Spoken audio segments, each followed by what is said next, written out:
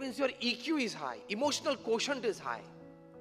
Emotional quotient जिसके पास high होता है वो इंटेलिजेंट क्वोशंट पे राज करता है.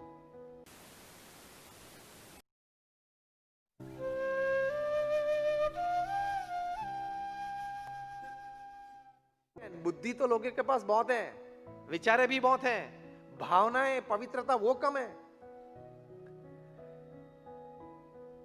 By your intelligence, you become managers, you become CEOs, you become MDs.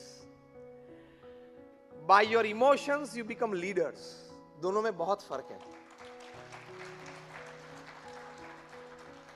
And the right combination of both, you become legend. वो एक अलग, एक लेवल ही अलग है.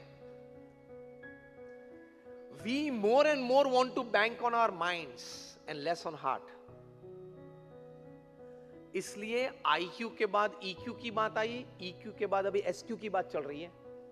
बड़े बड़े मैनेजमेंट कोर्सेज में शायद ये मेरी 15,000 से भी ज्यादा की टॉक होगी.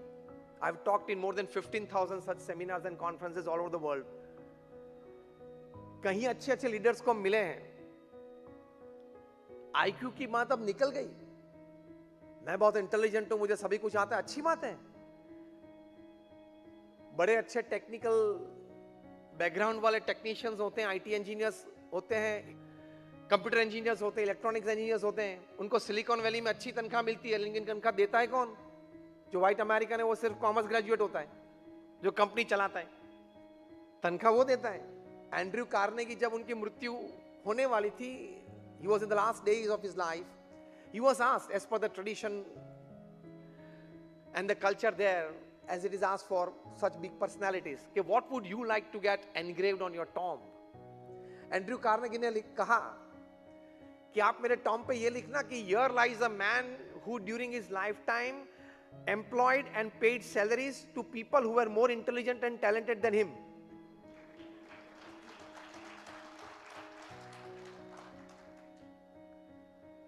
तो कई बार मैं हंसते हंसते एक बात करता हूं, it's just a joke, take it lightly. Those who get 90% they go into engineering and medicine and become engineers and doctors. 15% less, 75% they go into the commerce line, open up a company and employ the first two. Again 15% less, in the 60% range, they go into public life and decide policies for the first two.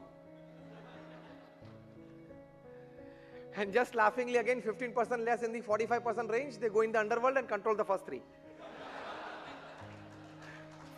कहने की बात यह है, jokes apart, what I mean to say is, if your EQ is high, emotional quotient is high, that means you understand the person well, you understand the relationship well, you can understand the person beyond his facial expressions and beyond his body language, beyond his expression of words.